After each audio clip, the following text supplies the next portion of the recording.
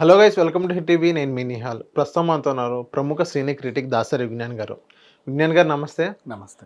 విజ్ఞాన్ గారు చెప్పండి, అసలు ఏం జరుగుతుంది మంచు గారి ఫ్యామిలీలో? ఇంకోటి ఏంటంటే, ఏదైతే ఆస్తి పంపకాలు, ఏదైతే సెటిల్మెంట్ కోసం ఏదైతే మనోజ్ గారు మోహన్ బాబు గారి దగ్గరికి వెళ్ళినప్పుడు అక్కడ మోహన్ బాబు గారు కొట్టించారని ఒక వార్తలు వినిపిస్తున్నాయి కదా. ఒక తండ్రి కొడుకుని కొట్టించడం అంటే అది నమ్మశకంగా ఉందా ఇప్పుడు మీకు?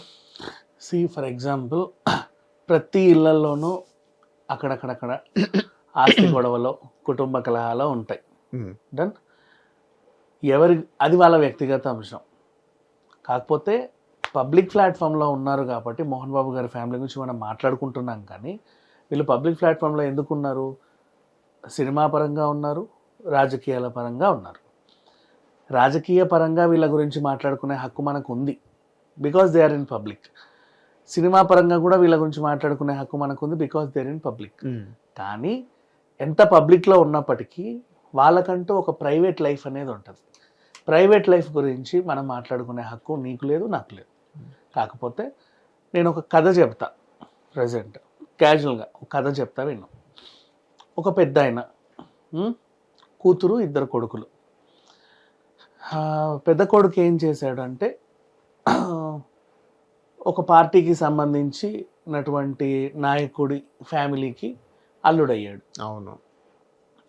అలా వాళ్ళ ఇంట్లో బాగానే ఉంది కొన్నాళ్ళ పాటు.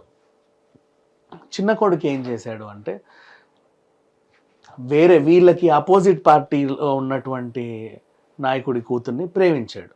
అవును. వాళ్ళ ఇంట్లో ఇది ఎప్పటి నుంచో చిన్న గొడవలు. అంటే ఈ అమ్మాయి వాళ్ళ గొడవల అఫ్ కోర్స్ అలా ఇలా చేసుకుంటారు. ఓకే. ఏ ఇంట్లో అయినా ఉంటాయి కదా. ఇప్పుడు వద్దు అన్న ఆవిడ్ని నువ్వు ప్రేమిస్తాను అంటే ఏ తండ్రి ఒప్పుకోడు, ఎవరు ఒప్పుకోరు. అంటే విజ్ఞాన్ గారు ఇక్కడ చిన్న కొడుకు ఏదైతే ఆపోజిట్ కొడుకు ప్రేమించాడు అన్నారో, ఆ అమ్మాయి రెండో పెళ్లి అయినందుక లేకపోతే ఆపోజిట్ కథ పూర్తిగా చెప్తా. సో తన అమ్మాయిని ప్రేమించాడు.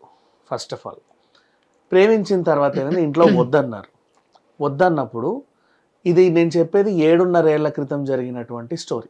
ఓకే. 7.5 years. అప్పుడు ఏం చేశారు, చిన్న కొడుక్కి వీళ్ళు కుటుంబ పరంగా ఒక అమ్మాయిని ఇచ్చి పెళ్లి చేశారు. తర్వాత ఈ ప్రేమించిన ఆ అమ్మాయి ఎవరైతే ఉన్నారో ఆమె కూడా ఇంకొక అబ్బాయిని పెళ్లి చేసుకుంది. కానీ అయినప్పటికీ వీళ్ళిద్దరు ప్రేమలోనే ఉన్నారు. బెంగళూరులో కాపురం పెట్టారు. ఓకే.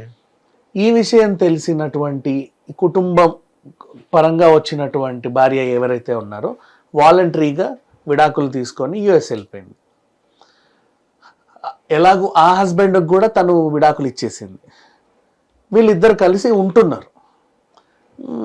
ఒక బాబు కూడా ఉన్నాడు, చిన్న బాబు. వీళ్ళిద్దరు కలిసి ఉంటున్నారు. ఈ విషయం ఇంట్లో తెలిసినప్పటి నుంచి చాలా పెద్ద గొడవలు అవుతాయి. ఎందుకంటే మన ఫ్యామిలీలో 10 మంది గౌరవించేటువంటి ఫ్యామిలీ ఇలా ఇలా ఇలా ఇలా వాళ్ళ నోళ్ళలో వీళ్ళ నోళ్ళలో మనం నానకూడదు అని. ఇక్కడ ఇంకో అంశం, కూతురు ఉంది కదా వీళ్ళకి, పెద్ద కూతురికి పెద్ద కొడుకు భార్యకి కూడా విభేదాలు వచ్చాయి. వాళ్ళిద్దరు కూడా మాట్లాడుకోక ఇప్పటికీ ఒక 7 ఏళ్ళు. ఆ కూతురు ఎవరైతే ఉన్నారో చిన్న కొడుకుతో ఫ్రెండ్షిప్. ఈ కూతురు చిన్న కొడుకు కలిసి పెద్ద కొడుకుని మిగతా వాళ్ళ ఫ్రెండ్ సర్కిల్లో ఒక కమిడియన్ని చేశారు. రీజన్, పెద్ద కొడుకు ఇంట్రోవర్ట్, ఎక్కువ అందరితో కలవడు, ఎక్కువ అందరితో మాట్లాడు, తన పని ఏదో తను చూసుకుంటాడు. చిన్న కొడుకు అండ్ పెద్ద కూతురు వీళ్ళు ఎప్పుడు పబ్లిక్లో ఉంటారు, అందరితో కలిసి జోవియల్గా తిరుగుతూనే ఉంటారు, పార్టీలకు వెళ్తారు, వాళ్ళ ఫంక్షన్లకి వీళ్ళ ఫంక్షన్కి వెళ్తారు. దే ఆర్ కూల్ అంటే చిల్డ్ అనమాట. ఇట్లా వీళ్ళ ఇంట్లో మాట్లాడుకోకుండా 7 ఏళ్ల నుంచి ఒక నడుస్తుంది. తర్వాత ఏం చేశాడు, ఈ చిన్న కొడుకు ఆల్రెడీ ప్రేమించిన అమ్మాయిని విత్ కొడుకు రెండో పెళ్లి చేసేసుకున్నాడు. దగ్గరుండి ఈయనకు సపోర్ట్ చేసి అక్క దగ్గరుండి జరిపించింది. ఫ్యామిలీ ఖచ్చితంగా రావాలి కాబట్టి, ఎన్ని గొడవలున్నా ఫ్యామిలీ కాబట్టి ఫ్యామిలీ కూడా వచ్చింది. సరే అనుకున్నారు, వెళ్ళారు. మాటలు లేవు. పబ్లిక్ ప్లాట్ఫామ్లో మాత్రం మేమందరం కలిసి ఉన్నాం అన్నట్టుగానే ఉంది. ఓకే. అంటే కుటుంబ గొడవలు బయటికి వెళ్ళడం వీళ్ళకి ఇష్టం లేదు. ఓకే. ఇప్పుడు ఏం జరిగింది, ఆస్తుల గొడవలు. ఎలాగూ మాటలు లేవు, నువ్వెవరో నేనెవరో అనుకుంటున్నాం. ఆస్తుల గొడవలు, ఆస్తి గొడవలు ఏం లేవు. కానీ పెద్ద ఆయన ఏం చేశాడంటే అందరికీ ఈక్వల్గా కూతురికి ఇద్దరు కొడుకులకి పంచేశాడు. ఎప్పుడో ఎప్పుడో చాలా ఏళ్ల క్రితమే. ఎన్ని సంవత్సరాలు దాదాపుగా? ఎప్పుడో పనిచేశాడు. వీళ్ళ గొడవలు స్టార్ట్ అయినప్పటి నుంచి 7 ఏళ్ల క్రితం నుంచి అప్పుడే పంపకాలు అయిపోయాయి. ఓకే. కాకపోతే పెద్ద కొడుకు ఒక రూల్ పెట్టాడు. ఏంటది? ప్రాపర్టీ మీదే, మీరు అనుభవిస్తూ ఉండండి. తండ్రి ఉన్నంత వరకు ఈ ప్రాపర్టీని మీరు దాన్ని మొబిలైజ్ చేసే ఇది లేదు నీకు. అంటే నువ్వు అమ్ముకోవడానికి కానీ వేరే ఆస్తులు కొనడానికి కానీ దీన్ని చెల్లా చెదరు చేయడానికి వీల్లేదు. ఎలా ఉంది? పొలం ఉంటే నీ పేరు ఉంది, అంతే, నీది. అంటే కౌలు డబ్బులు అయ్యని తీసుకోవచ్చు, రెంట్లు అయ్యని మీరు తీసుకోవచ్చు. అంతే. పెద్ద ఆయన లేకపోతే అప్పుడు మీరు ఏమైనా చేసుకోండి, అమ్మకాలు ఏమైనా చేసుకోండి. ఆయన ఉన్నంత వరకు ఆయన కనుసన్నల్లో డివిజన్ అనేది ఉండొద్దు మన మధ్యలో. ఓకే. అంతా ఒకటే అన్నట్టు ఉండాలి అని పెద్ద కొడుకు రూల్ పెట్టాడు. చిన్న కొడుకు అది నచ్చలేదు ఇన్ సెన్స్ దాన్ని ఏదో మొబిలైజ్ చేయాలి అనుకున్నాడు, ఏదో ఒక ఆస్తిని. నాది అని, అది ల్యాండ్ లేకపోతే ఇంకేదో వీళ్ళకు పలు వ్యాపారాలు కూడా ఉన్నాయి. ఈ విషయమై ఎప్పటి నుంచో గొడవలు మామూలు గొడవలు జరగట్లా. అండ్ వీళ్ళందరికీ ఉమ్మడి ఇల్లు అనేది ఒకటి ఉంది. ఫస్ట్ అందరు కలిసి ఉన్నప్పుడు కట్టుకున్న ఇల్లు. ఆ ఇల్లు నాది, ఇది నాది అని చెప్పేసి అప్పుడప్పుడు ఈయన వెళ్ళేసి అక్కడ కూర్చుంటాడు. చిన్న కొడుకు ఏం చేసేవాడంటే మధ్యలో తాగొచ్చి గొడవ చేయడం, వాళ్ళని వీళ్ళని ర్యాష్గా తిట్టడం, అన్నయ్యని కమిడియన్ని చేయడం, ఇలా డిఫరెంట్గా ఇంట్లో ఎప్పుడు కొంచెం ర్యాష్గా అగ్రెసివ్ అనమాట బాగా. ఆ అక్క కూడా ఇతనికే సపోర్ట్ చేసేది, ఎందుకంటే అక్కకి వాళ్ళకి కూడా కొంచెం విభేదాలు ఉన్నాయి కాబట్టి. ఎందుకు పిల్లలుగా తయారయ్యారని ఎప్పుడు మనోవేదన గురవుతూ ఉంటాడు పెద్ద ఆయన. ఇది ఓవరాల్గా ఇక్కడ ఒక స్టోరీ చెప్తున్నాను నేను. ఓకే, అర్థమైంది. అండ్ ఈ కూతురు కూడా ఏం చేసింది, ఎందుకు ఈ గొడవల మధ్యలో మనం ఉండాలి అని చెప్పేసి వేరే రాష్ట్రానికి వెళ్ళిపోయి అక్కడ ఉంటుంది ప్రశాంతంగా. అప్పుడప్పుడు వీళ్ళు కలుసుకుంటారు, పోతారు, అంతా బాగానే ఉంది.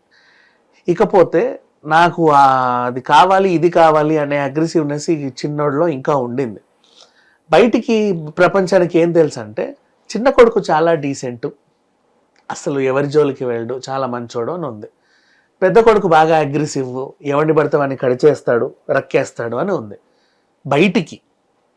ఓకేనా? కానీ అసలు వాస్తవం ఏంటంటే చిన్న కొడుకు చాలా అగ్రెసివ్, పెద్ద కొడుకు చాలా డీసెంట్. కాకపోతే చిన్న కొడుకు కనబడడు, ఆయన కనిపిస్తాడు. కనబడడు ఇన్ సెన్స్ పెద్ద కొడుకుని వీళ్ళందరూ కలిసి ఒక కమెడియన్ని చేసేసారు.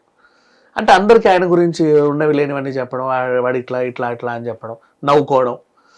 వీళ్ళైతే జోవియల్ కలుస్తూ ఉంటారు, పార్టీలకి పబ్లిక్కి వెళ్తూ ఉంటారు, హ్యాపీ.